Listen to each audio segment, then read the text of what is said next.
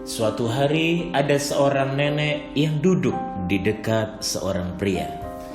Mereka sedang mengamati anak dan cucunya bermain di taman kota. "Lihatlah, gadis kecil yang berbaju kuning itu cucuku," kata sang nenek sambil menunjuk ke arah gadis kecil yang sedang bermain ayunan. "Wah, cantik sekali cucu Anda," jawab pria itu. "Anda lihat anak laki-laki yang sedang bermain pasir mengenakan jaket coklat itu? Dia anakku loh," ujar pria itu.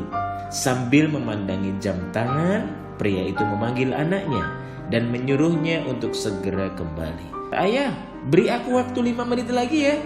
Aku belum puas bermain nih," kata anaknya. Dengan wajah memelas dia berharap. "Baiklah, 5 menit lagi ya." Sang anak kembali bermain pasir dengan riangnya. 5 menit kemudian pria itu berdiri dan memanggil anaknya kembali. "Nak, ayo pulang." Sudah 5 menit berlalu. Lagi-lagi anaknya memohon, Ayah, 5 menit lagi ya, please. Kan hanya 5 menit ya, boleh ya, ayah?" Pria itu mengangguk sambil tersenyum tanda ia setuju. Lalu sang nenek berkata, "Wah, Anda ternyata seorang ayah yang sabar ya." Pria itu pun tersenyum kecil. Lalu ia berkata, "Beberapa waktu yang lalu anak sulung saya tertabrak oleh sopir yang ugal-ugalan. Lalu dia meninggal. Aku tidak pernah punya waktu yang cukup untuk menemaninya bermain. Maka untuk sekarang ini, aku akan memberikan waktu yang lebih banyak untuk anakku. Meskipun hanya 5 menit lagi, aku tidak ingin mengulangi kesalahan yang sama. Mungkin bagi anakku, dia mendapat bonus waktu 5 menit untuk bermain. Padahal sesungguhnya akulah yang mendapat waktu tambahan untuk bisa menemaninya. Sungguh takkan bisa terulang.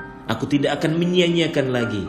Sambil tertunduk, ia menyeka air matanya yang mengalir di pipi. Apa mutiara yang bisa kita ambil Bapak Ibu dari kisah ini? Berapa sering kita berdalih tidak punya waktu karena pekerjaan kantor yang menumpuk, karena urusan di luar rumah. Berapa sering kita berdalih bukan? Lelah, capek, sehingga anak-anak kita menjadi korban kemarahan kita, emosi kita. Ayah bunda, betapa sering kita tak betah menemani mereka bermain. Betapa sering kita mudah bosan, bincang, ngobrol dengan mereka walaupun hanya sebentar.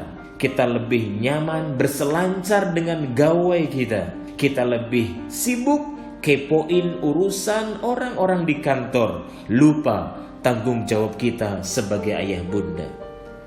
Bukankah kita sibuk mengurus fisik mereka, tapi kita lupa mengurus jiwa mereka? Ayah bunda yang dimuliakan oleh Allah, maka bersamai mereka.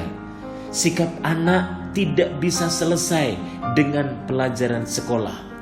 Karakter anak-anak kita tidak akan pernah bisa lebih baik dengan mata pelajaran di sekolah. Hadirlah, menjadi bagian dari mereka, menjadi bagian dari kehidupan mereka. Berapa banyak ketika anak pulang, mereka hanya menemukan kunci di bawah keset rumah kita. Berapa banyak ketika anak pulang, mereka hanya bisa melihat pembantu di rumah kita. Kita siapkan akses wifi, kita siapkan TV berlangganan, kita siapkan gawai yang lengkap dengan akses game online-nya. HP kita belikan, pulsa kita bayarin. Lalu kita berharap anak-anak kita menjadi anak yang baik.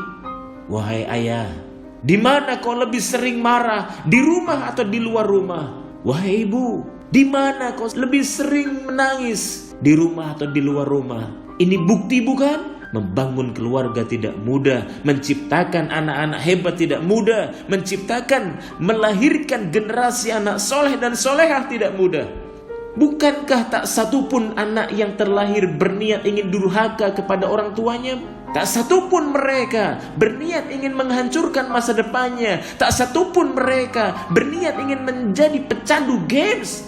Tak satupun dari mereka ingin menjadi pecandu narkoba. Tak satupun dari mereka ingin kebut-kebutan di jalan. Ada enggak di antara mereka yang berkata, jika besar nanti aku ingin mencuri uang orang tua. Jika besar nanti aku ingin mengecewakan mereka. Artinya apa? Tak satupun mereka cenderung pada keburukan.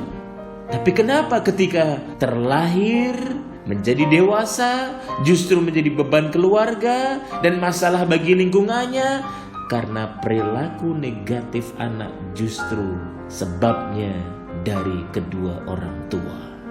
Sebagian kita mungkin pernah memukul tubuhnya, menampar pipinya, membentaknya, mencubitnya. Atau mungkin kita tak pernah mencubit, tak pernah membentak, tapi kita selalu menyalahkan mereka. Kalau di rumah tidak dihargai, maka dia akan mencari tempat lain yang lebih bisa menghargai dirinya. Maka semua berawal dari rumah. Ketika kau tinggalkan mereka saat belia, maka bersiaplah kau akan ditinggalkan mereka ketika kau beranjak tua. Anak adalah aset paling berharga, anak adalah aset paling bernilai. Maka bersabarlah membersamai mereka. Semoga Allah memberi kekuatan kepada kita semuanya.